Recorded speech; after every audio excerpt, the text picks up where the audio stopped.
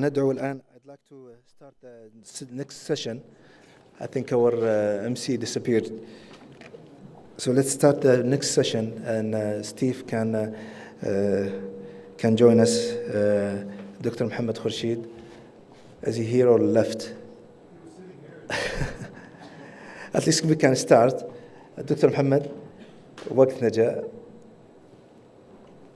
If you can, محمد خورشيد، الدكتور نبيل كشك، الدكتور سمير البيات، والدكتور سامر الشريف. إيه صار فيها بريك مستعجل. أنا قبل لك تجلسون هنا ولا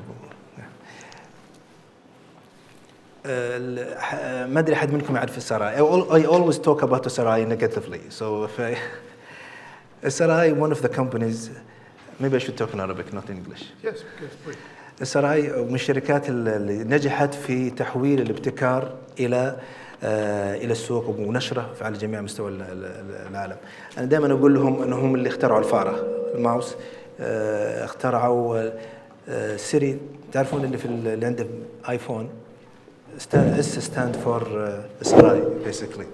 So هم اللي اخترعوا، فنجحوا في اختراع كثير من المخترعات ونقلها إلى المجتمع. أيضا عملوا على تأسيس مشاريع مثل مشروع بادر، وأيضا مؤسس وضعت الدراسة والتصميم الأولي إلى كانت السراي. دكتور محمد تفضل. بسم الله الرحمن الرحيم. السلام عليكم.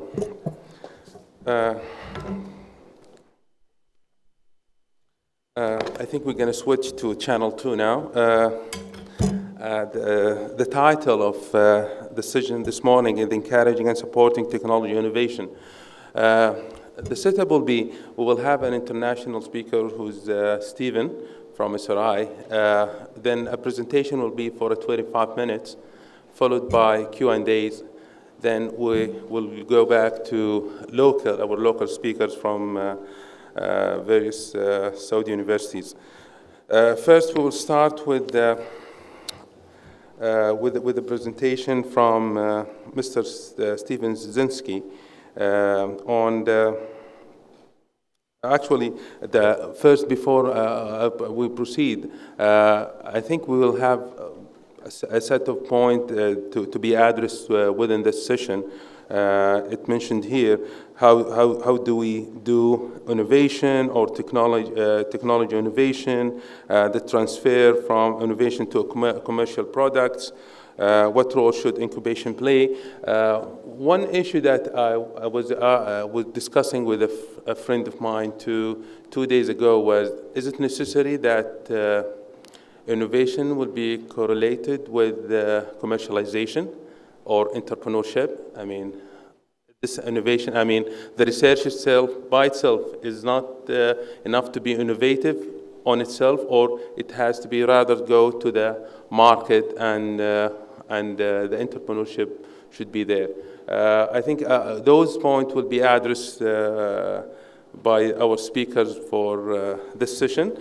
As I mentioned, we're going to start with Steven Zizinski. Dr.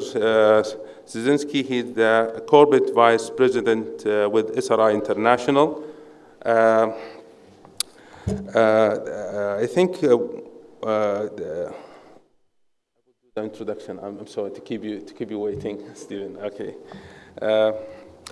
He started his career with Procter & Gamble as a consultant, then with Booz Allen and Hamilton. Also, Dr. Zizinski held a number of executive management positions.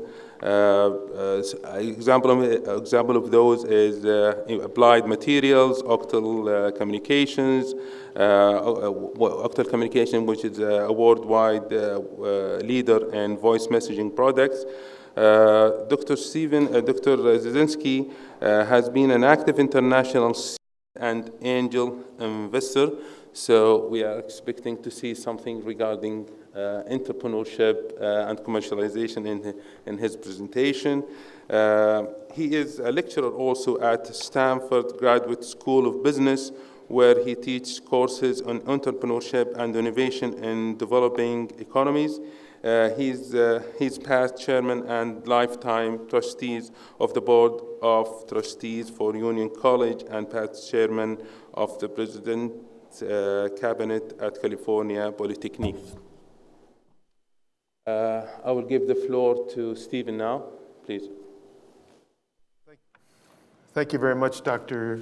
Mohammed, Your Excellency, Dr. Turki, Dr. Abdul Aziz, distinguished guests, honored panelists. It certainly is a pleasure to be back here again for now what I believe is the fourth conference that we've held for Badr. A couple of years ago, Dr. Curtis Carlson from SRI International was also honored to be here to be a speaker, and we had a wonderful time in country. And as I was sitting watching Dr. Abdul Aziz talk about all the accomplishments just in the last couple of years, it's been tremendous, the amount of growth that Badr has had and the impact that it's already having in the kingdom.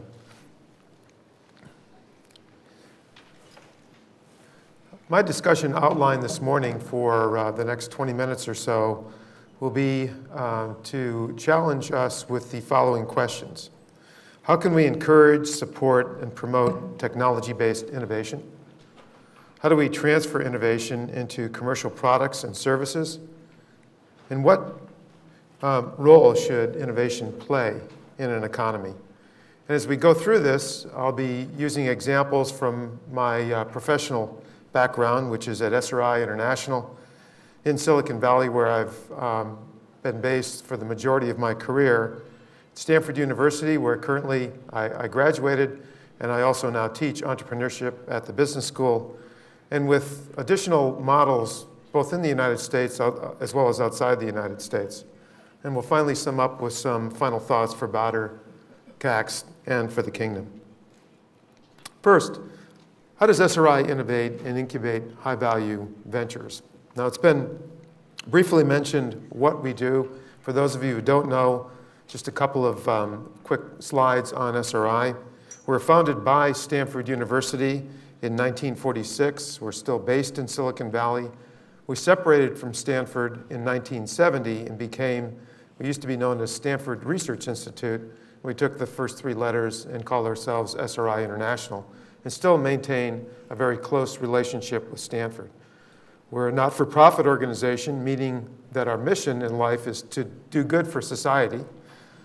We have 2,500 people who work for us, and almost 50% of those have either PhDs or master's degrees in lots of different disciplines.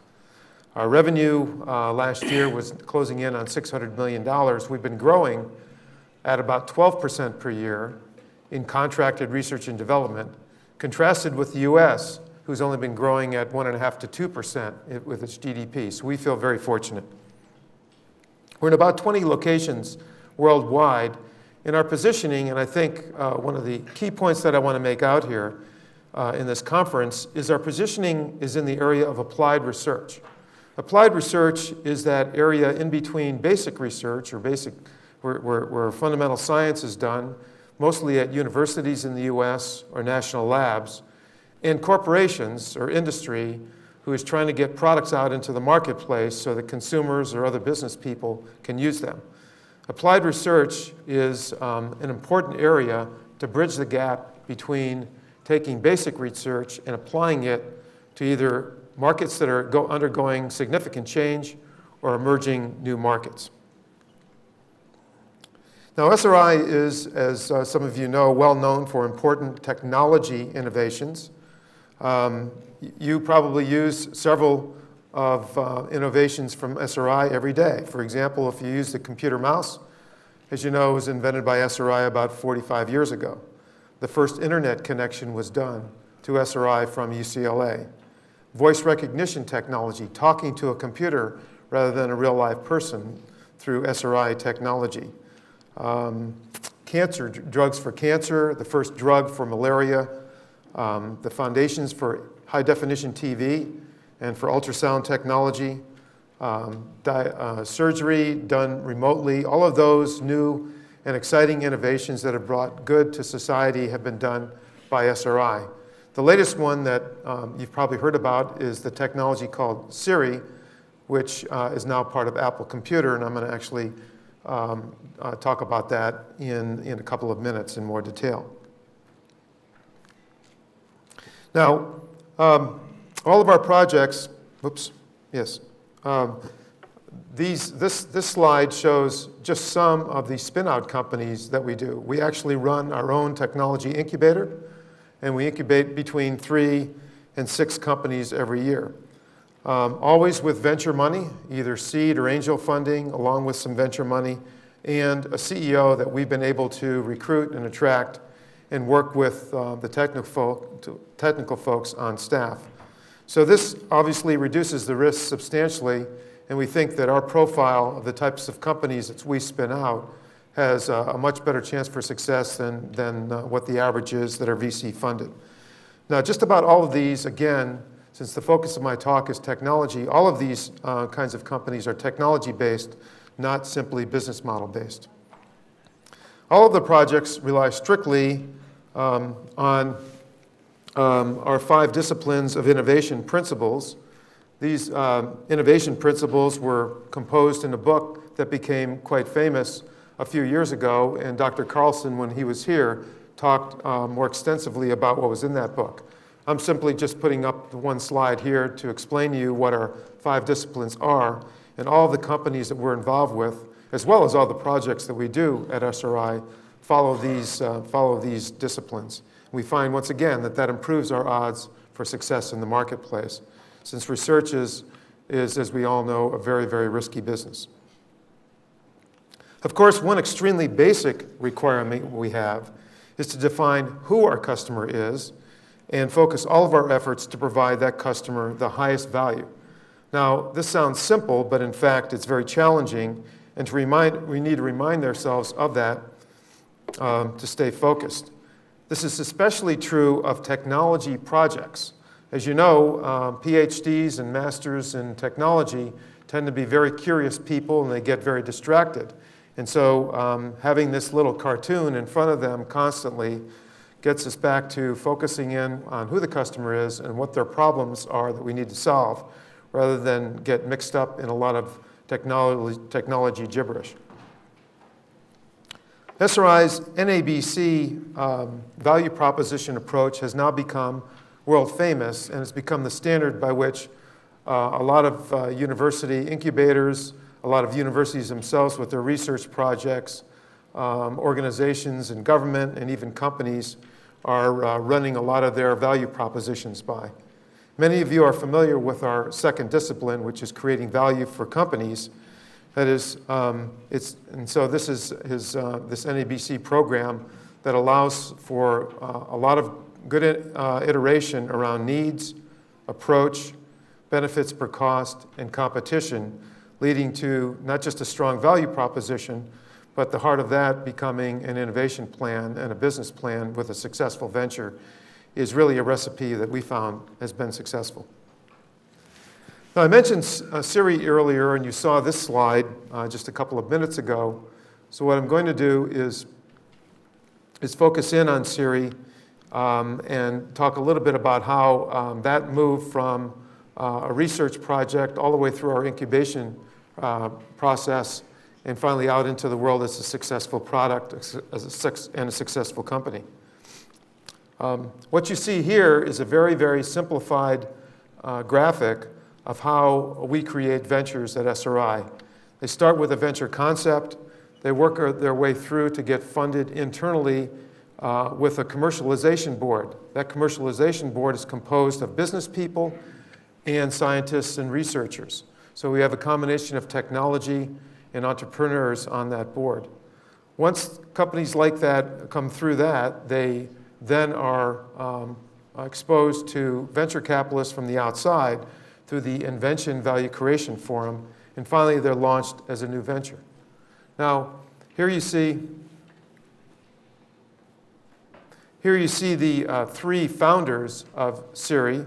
The one in the middle was the entrepreneur that we brought into SRI from the outside, And he hooked up with the two people that surround him, one the Vice President of Engineering and the other Chief Technology Officer. SIRI started back in 2004 as a project that we did for DARPA around artificial intelligence. And the incubation actually for SIRI was 3 years in the makings. So those of you who think that incubators are only there for a few months and then companies can spin out, we actually incubated SIRI for 3 years before we came upon a business model, an innovation plan that made sense to the team, made sense to the venture capital community,